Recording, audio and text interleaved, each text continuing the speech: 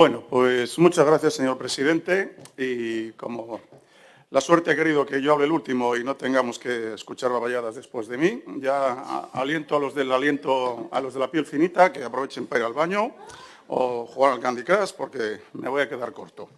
Señorías, hace exactamente un año... Si hace exactamente un año les hablé en esta tribuna de Pablo de Tarso y de lo que ocurre cuando te caes del caballo, hoy vamos a hablar de Séneca y del rigor. Lucio Anneo Séneca, llamado Séneca el Joven, posiblemente el mayor filósofo del Imperio Romano y uno de sus mejores oradores con el permiso de Cicerón, se erigió como uno de los máximos exponentes del estoicismo, una corriente filosófica nacida alrededor del 300 a.C., en la propia Grecia, con gran impronta en el comunismo, budismo, en Kant, Hegel, y que sigue configurando hoy nuestra forma de entender el mundo. Los estoicos creían que el universo está regido por una ley racional de causa-efecto y que son la razón y la lógica los parámetros que deben guiar nuestras acciones y nuestras emociones. Para ser virtuosos, Séneca nos dice que debemos comprender nuestras pasiones, que son inevitables, y aprender a lidiar con ellas para que prevalezca la razón. Hay que tratar esas pasiones con suficiente rigor para que no predominen sobre la voluntad de la mente y particularmente no caer en la autoestima, esa que favorecen los aduladores, pues es una indulgencia peligrosa que puede impedir el aprendizaje y el progreso. Por tanto, ¿puede usted, señor consejero de Hacienda, controlar sus pasiones? ¿O es su envidiable juventud la que no le permite tratarlas con el rigor debido? Pero no se preocupe, se está usted mirando en el espejo y le garantizo que con los años llega el sosiego, la templanza y, como decía el gran Séneca, acabamos centrándonos en aquello que podemos controlar y aceptamos sin más lo que nos podemos controlar. Estoicismo en estado puro. Así que en una primera enseñanza, señor Peláez, de lo que nos decía Séneca, abandone por favor ese eslogan tan barato y populista de que quien no apoye sus presupuestos es un malvado sin propuestas, un antiasturiano y un facha. Pero en serio, ¿desconoce lo que hace el Partido Socialista en las comunidades autónomas en las que gobierna el PP? Se lo digo yo. Presenta enmiendas a la totalidad. Claro que tenemos propuestas, hombre. Todos tenemos propuestas, está en el programa político, se lo aseguro. Hay otras formas de entender la economía, la vida, la política. Este es el juego y usted no lo puede controlar. Como diría una compañera suya, son cosas de la vida. Pero bueno, dejemos otras enseñanzas de Séneca para más adelante y hablemos de los presupuestos y de las enmiendas que aquí se plantean. Un año más, aquí no se aprueba ni se acuerda nada. Todo ya está aprobado de antemano, fuera de este lugar, fuera de toda transparencia y fuera del conocimiento del destinatario último de estas decisiones, que son los vecinos de Asturias. Pero mire, si por poner un ejemplo, hasta los 80.000 euros que destinan ustedes todos los años al Consejo de la Transparencia no se emplean nunca, porque este órgano prescrito por norma de rango legal ni está ni se le espera. Fíjense que últimamente ya se lo han puesto en la consejería del señor Zapico, el campeón de la ejecución presupuestaria. Bueno, el proceso presupuestario, en noviembre, si no antes, y a pesar de que el consejero de Hacienda nos jure que no los tiene redactados, las líneas maestras del presupuesto de gastos están cerradas por su partido y su partido comparsa. Lo demuestra el continuismo de los programas presupuestarios, que solo hemos detectado uno nuevo y totalmente irrelevante. A lo único que esperan con avidez, eso sí, es a la cifra de ingresos que las estimaciones del Ministerio de Hacienda les precisa. Y aún así, engañan a la oposición y a los ciudadanos porque pasan de perder 400 millones a ganar 320. Un error de previsión de 720 millones. Caray, con su rigor presupuestario. Tras meses dando la matraca, que era por culpa de la derecha. El 29 de noviembre, siguiendo su costumbre e incumpliendo hasta 5 preceptos legales, nos presenta la norma presupuestaria. Caray, con su rigor presupuestario. Un texto extenso, complejo, imposible de debatir sosegadamente en 20 días hábiles, y no digo del trágala de 199 enmiendas en 24 horas.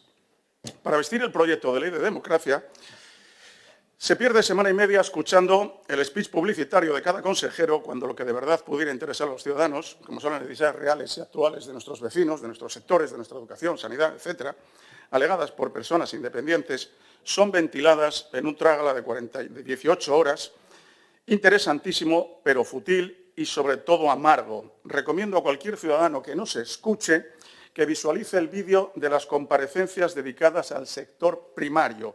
Emociona el sentir doloroso de la gente del campo, que luego, de rebote, tienen que escuchar las quejas infantiles de los socialistas porque no se habla bien de ellos ni de sus políticas. Caray, con su rigor democrático. En lo que llaman negociación presupuestaria, para vestir de transversalidad o amplitud política un proyecto de ley netamente socialista y cada vez más filocomunista, hay que reconocer que no han tenido que hacer muchos esfuerzos. La antigua representante de Podemos, ya dije que tenía para todos, que ahora mismo solo se representa a ella, se les ha echado en brazos antes de tiempo, no fuera a quedarse sin protagonismo. Pero esto tiene una consecuencia. De ser aprobados estos presupuestos, como hoy parece confirmado, únicamente gracias al concurso de esta señora, nadie va a impedir que los califiquemos como lo que son, los presupuestos aprobados por una señora que pasaba por allí. Porque nadie la votó a ella, votaron a Podemos. En lo que se refiere al debate sobre las enmiendas a la totalidad, me va a permitir dejarle a Séneca, al final de este discurso, que nos muestre algunas conclusiones. Y por último, el tratillo de las enmiendas parciales. De menor a mayor. La antigua, como he dicho, representante de Podemos presenta de forma conjunta con socialistas y comunistas 24 enmiendas por un total de, atención, 230.000 euros. Y en modificaciones presupuestarias de quita de aquí, ponme para allá. Sobre 6.600 millones de presupuesto, lo que supone un 0,003%, que si quitamos el porciento es un 0,00003. Pues esto no es irrelevancia, que venga Dios y lo vea. Deje de disimular que es oposición. Y mire, por ejemplo, ahí al lado del señor Braña, que es un caballero, tiene un sitio y solo hace falta que se mueva 5 metros.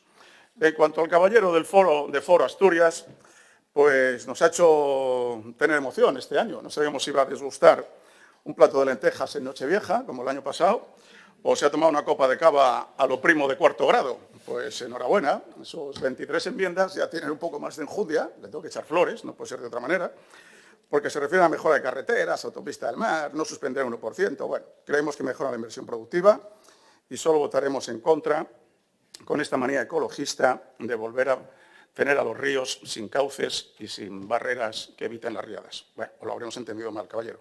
En cuanto a los señores comunistas, a pesar de sus alardes y discrepancias de cara a la galería, vemos que no saben ir solos a ningún lado, tenemos que verlo, y que de la manita del PSOE presentan una única enmienda al artículo 38 del texto articulado para jugar a las finanzas. Ahí estamos, con un par, el comunismo financiero, lo nunca visto. Cosas veredes que dijo Quevedo. Pero es que la jugada es disponer de 5 millones de los asturianos así, de pronto, porque sí, sin transparencia alguna, para invertirlos en 2 sociedades privadas con domicilio fuera de Asturias, que operan como mutuas o fondos de garantía, otorgando avales subvenciones, pero que también son lobistas registrados en la Unión Europea. Uy, uy, uy, que huele a fondo buitre. Y además se dedican a financiar construcciones de eólica marina. Pero no éramos ecologistas, ¿en qué quedamos? Bueno, llegamos al Partido Popular, que hay para todos, hombre.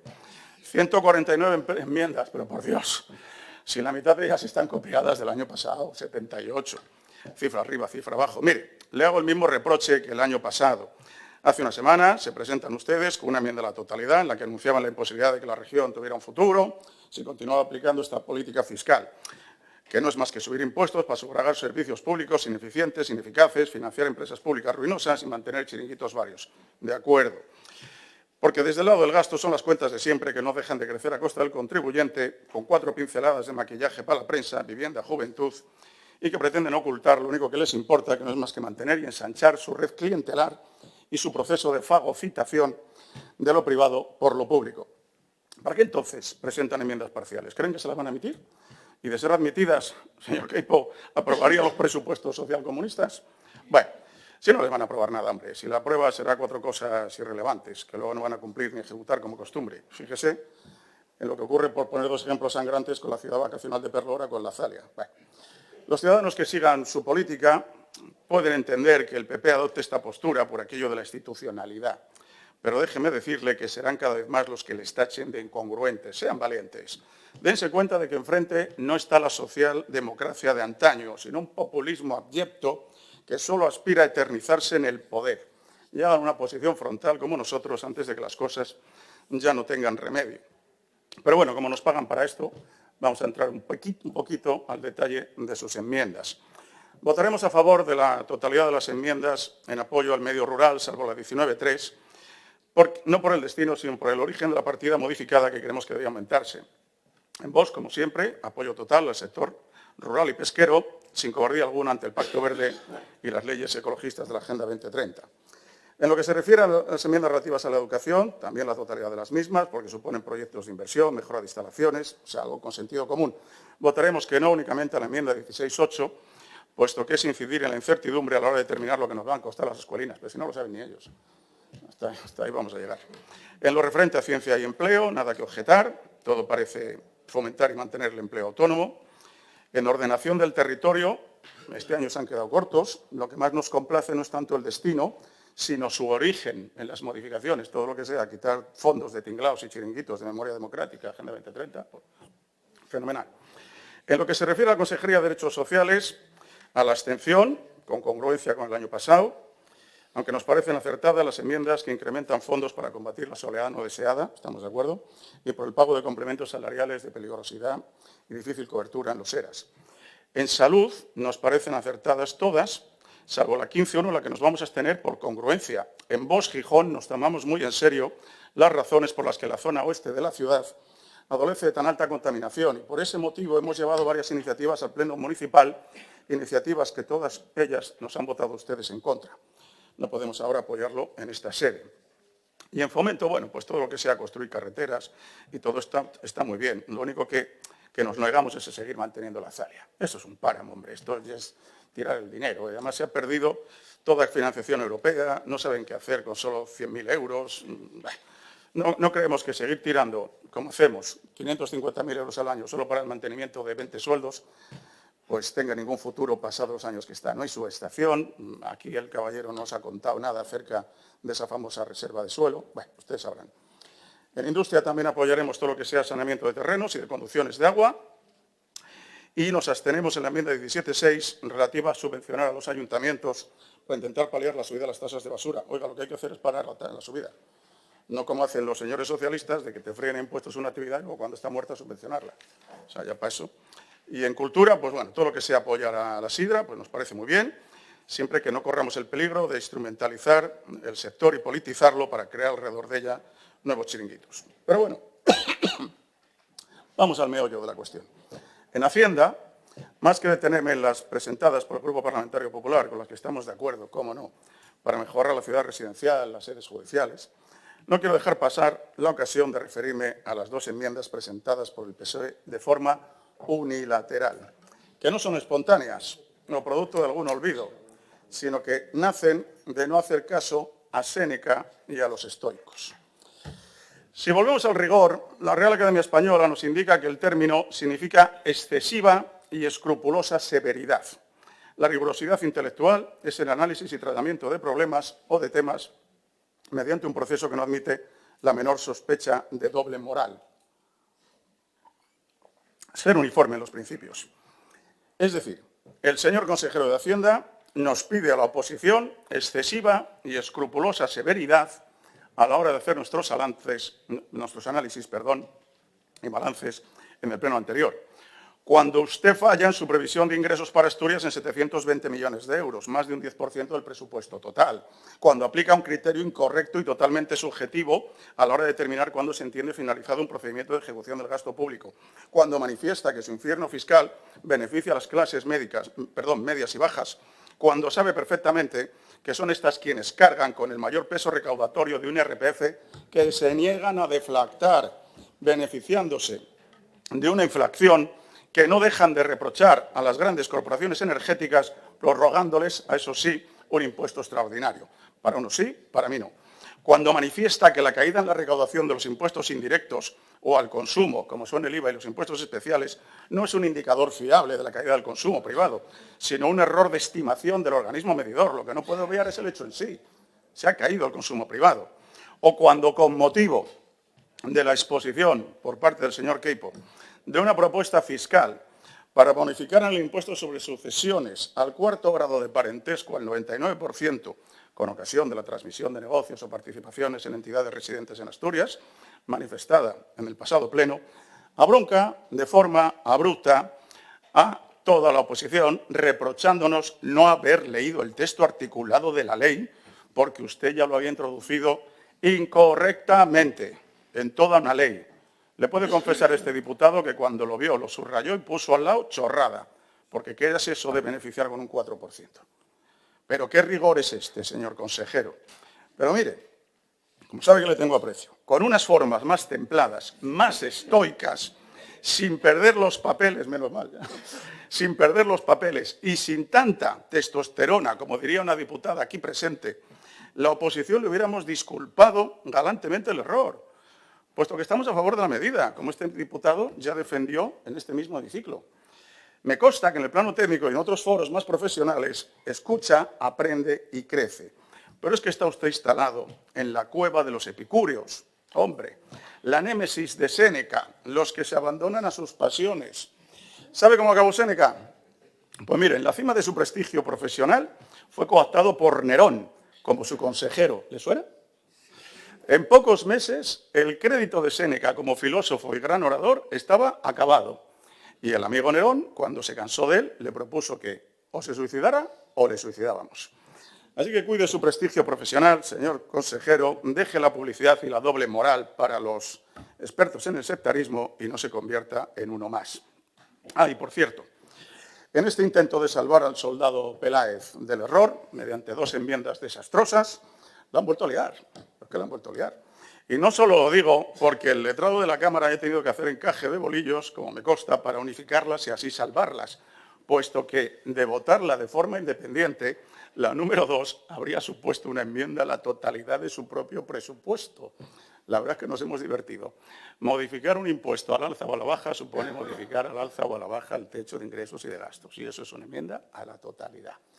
Hubiera sido muy divertido de no concurrir con los buenos oficios del letrado. Pero es que además no ha visto otra cosa. La enmienda número 1 retrasa hasta el 2026 solo las transmisiones mortis causa reguladas en el artículo 18 de la Ley de Cesión de Tributos del Estado. ¿Vale? En la aplicación de este 95 más 4, 99 del 2006. Y lo hace aprobando un artículo, un punto 14, que no existía, para trasladar al año 26 el punto 8 del artículo 39. ¿Y qué pasa con el punto 9? Porque es exactamente igual. Lo que ocurre que ahí se trata no de transmisiones mortis causa, sino intervivos. Y el texto es el mismo. ¿Lo han hecho aposta o se han olvidado? Es decir, los primos de aquel caballero, cuando en vez de obtener por herencia el negocio se lo pase su padre, van a beneficiarse de un ridículo 4%. Perfecto. Bueno, pues nada, por si alguien no se había enterado, un error más. En rigor, señor consejero, rigor. Muchas gracias.